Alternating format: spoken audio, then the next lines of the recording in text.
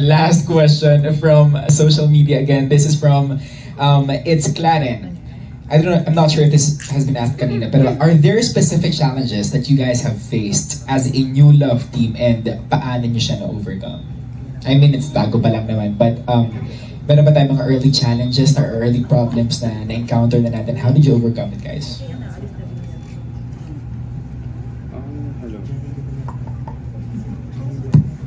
Hello. Thank you.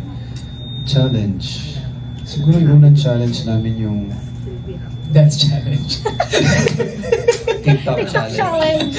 TikTok yung challenge namin it was yung bigla na lang wala ako sa mood. Hindi niya ako nakausap halos buong araw at hindi niya alam bakit ganun ako. Okay. And na-explain ko sa kanya na it's my way of internalizing dun sa actually para lang, ay tapos na, dami naman nakapanood eh. Actually kung nakita niyo yung scene na confrontation scene namin, yung nalaman kong pregnant si Yana, yun yung hindi ko talaga siya halos nakausap buong araw. Hindi ako mumingiti, hindi ako tumatawa, hindi ako nakikipagkwentuhan. Method actor. So, I guess, hindi ko pa mismo maintindihan method, lahat ng yung, you know, all kinds of techniques. But ako, andun lang ako sa, yung emotion ko na yun, yung preparation ko na yun, the way I handled it, na parang gusto ko, ayoko lumabreak kasi simula nung paghigop ko ng kape, and the pagbasa ulit ng script to refresh the lines, yun lang na nasa isip ko, all the way, kahit may mga scenes pa na gagawin. So, dala-dala niya na pala yun after, kano katagal? So, hindi niya, wala talaga, tol. Meron pa nung kasi pagka-cut, last shot ako, cut, siya meron pa. Sabi ko, umiti na ako. Okay na? Pwede na akong umiti? Pwede na akong maging masaya? Tapos okay na, ayun na. Happy na ako. Proud ako sa kanya. Ganyan, ginagawa niya kanya. Tapos wala nangyari. Everything went out smooth. Uwian lahat. After a month ba? 3 weeks. Sa kanya lang in-open up sa akin. Kasi bakit ganito? Bakit nung time na hindi mo okay nakakausap? Ano hindi kinakausap? Ganito kasi yun. Sorry, hindi ko sinabi. Doon na namin lalo nakilala isa't isa when it comes to work. Kinakondisyon lang niya yung sarili niya that time. Tapos, may binalik pa siyang isa ba? Ay, ito para sa inyo. Ano yun? Total, madami naman nakapanood. Thankful kami. Guys, alam niyo ba yung airport scene? First 2 days yata. Second, third. Tinape namin yun. Yung confrontational scene namin nung pregnancy Yana, that was middle, o 3/4 na. No, middle yun eh, bago tayo maglipad-lipad.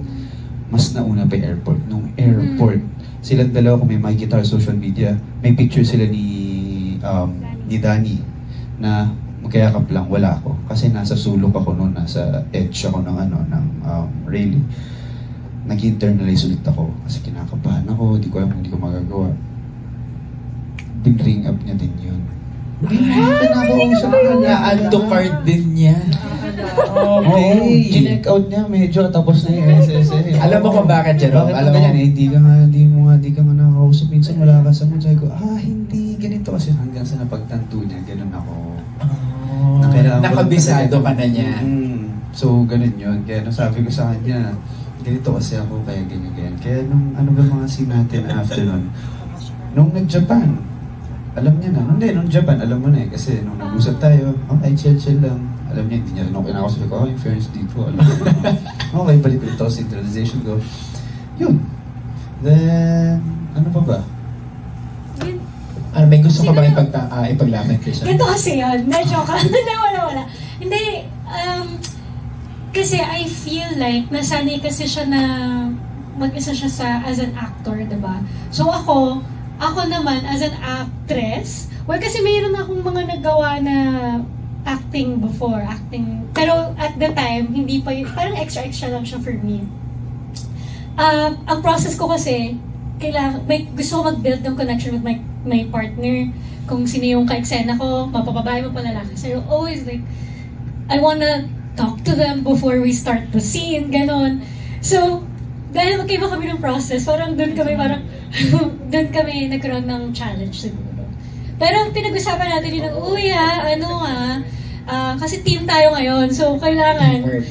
teamwork tayo ngayon. So kung ano yung kailangan mo, tsaka Parang may gusto ko pang mag-meet halfway tayo. sabihin. Wala. Jerome, bigyan mo yung mikropono. Actually, naalala pa ako isa, last taping day natin. Convenience store. Oh. Yung scene na yun, talagang dun yung first time na parang hindi na ako nagsarili. Oh yeah, I appreciate Magkausap na kami it. lagi, Sobra. andun siya lagi. So lahat Meron na pa yung ng phone lahat sa ng ano kasi ginamit ko yung phone ko kasi kailangan niya ng time. So internalize din siya. Nag-support ako, hawak kami ng kamay. Narinig ko sa kanya tapos parang sabi ko okay, nagiging comfortable na ako sa kanya in a way na nung kinuha na namin yung eksena. Actually wala sa plano yun lahat yung kung paano sa convenience store yung line na ano to yung but you pushed me away. Yung scene na yun, yung tululuhan, naramdaman ko na lang kasi the way kung paano siya magbigay sa akin nung naramdaman. So, doon ko na feel na parang, okay, connected. Paswak. Boom. There you go. Grabe. Ano ba to? Press con or open forum? Parang ngayon